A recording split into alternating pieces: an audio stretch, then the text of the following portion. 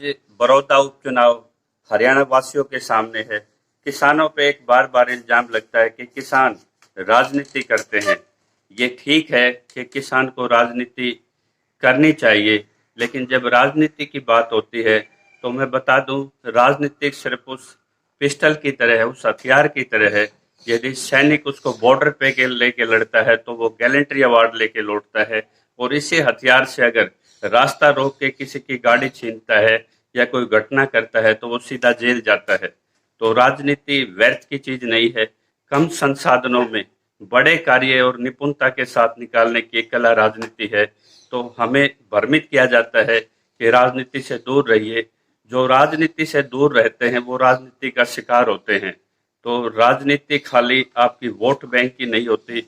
राजनीति आपकी खाली विधानसभा और लोकसभा तक पहुंचने की नहीं होती। राजनीति एक आंदोलन की भी होती है, और किसान की वो राजनीति करने के लिए हम जगह जगह उतरते हैं।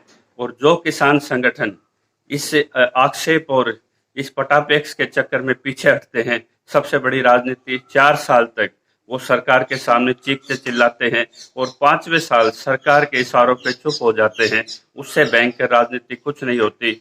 चुनाव के समय में किसान अपनी समस्या मनवा सकते हैं, मतदाता सरकार को मजबूर कर सकते हैं।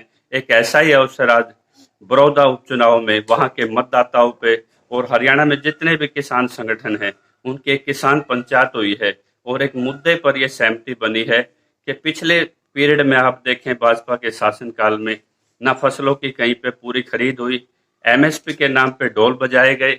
शांता कुमार की एक रिपोर्ट आई कि मात्र 6% किसानों को एमएसपी मिलता है, बल्कि जब ये घोषणा नहीं थी तो 11% तक को लाभ मिल जाता था। तो एमएसपी को भाजपा भी खत्म करना चाहती है और कांग्रेस भी सिलसिले तौर पे खत्म करना चाहती है। यह एमएसपी है क्या? एमएसपी वो न्यूनतम समर्थन मूल्य है। अगर आप प्राइवेट खरीद करने के लिए भी कहीं जाते हो तो उससे नीचे जो भी ट्रेडर आपकी फसल खरीदेगा उसका लाइसेंस कैंसिल हो जाएगा, उस पर प्राथमिक एफआईआर दर्ज हो जाएगी और उस पर जुर्माने का प्रावधान है। जब आपकी फसल का एक न्यूनतम उस पर एक कैप लगी कि इससे नीचे नहीं बिकेगी, तो इसके लिए कानूनी इसके लिए फ्रेमवर्क चाहिए, जिसके लिए बार बार प्राइवेट बिल पार्लियामेंट में गए, विधानसभा में गए, लेकिन ये सरकारें उनसे बचती हैं क्योंकि सरकार खुद एक ट्रेडर का काम कर रही है। तो सबसे पहले एमएसपी को कानूनी जामा पहनाइए। यदि सरकार इसमें पीछे हटती है तो इसमें वो ऑर्डिनेंस पे एक नोटिफिकेशन लागू कर सकती है जो 6 महीने तक लागू रहेगा। आपने देखा होगा, शुरुआत ये गन्ना मिल घोटाले से हुई, सरसों खरीद घोटाले हुए, गेहूं के तौल में घोटाले हुए, सब्जी उत्पादक बर्बाद हो गए। 200 करोड़ के पैकेज के नाम पे 138 करोड़ का पैकेज मिला, वो भी किसान को ना होके किसान को कर्जवान बनाने वाली संस्थान को गया। तो किसान को मिला क्या? लॉकडाउन में अपनी जान की जोखिम में डाल के आपने हर घर में सब्जी पहुंचाई, अन्न पहुंचाया, उसके बदले सरकार ने आपको सिर्फ आत्महत्याओं के अलावा कुछ नहीं दिया। तो आज राजनीति करने का मुद्दे की राजनीति चलेगी या जो चेहरों की राजनीति है वो चलेगी? अब किसान के मुद्दे लेके या आईएनएलडी भी उतरेगी या कांग्रेस भी उठेगी। विपक्ष के पास किसान एक हथियार का मुद्दे के रूप में लेके चलेंगे, लेकिन क्या किसान को वो लड़ाई इन चेहरों पे छोड़नी चाहिए या खुद लड़नी चाहिए? किसानों ने फैसला लिया है, सभी संगठन अपने प्रतिनिधि और एक ये सैद्धांतिक फैसले पे उतरे हैं। हम हर दरवाजे पे एक आवाज लगाएंगे, हर चौपाल पे मतदाता ये आवाज लगाएगा, एमएसपी कानून नहीं तो वोट नहीं। एक नारा एक मांग। अगर बड़ौदा जैसे कृषि क्षेत्र सीट पे अगर किसान का भला नहीं हो सकता तो भूल जाइए, भारत में कोई और दूसरी भी ऐसी सीट है जहाँ पे किसानों को कोई लाभ मिलेगा। इससे जो हमारी मांग है, इसमें सरकार को कोई पैसा खर्च नहीं करना, सिर्फ एक नोटिफिकेशन पास करना है। दूसरा मुद्दा आता है सामलात भूमि का।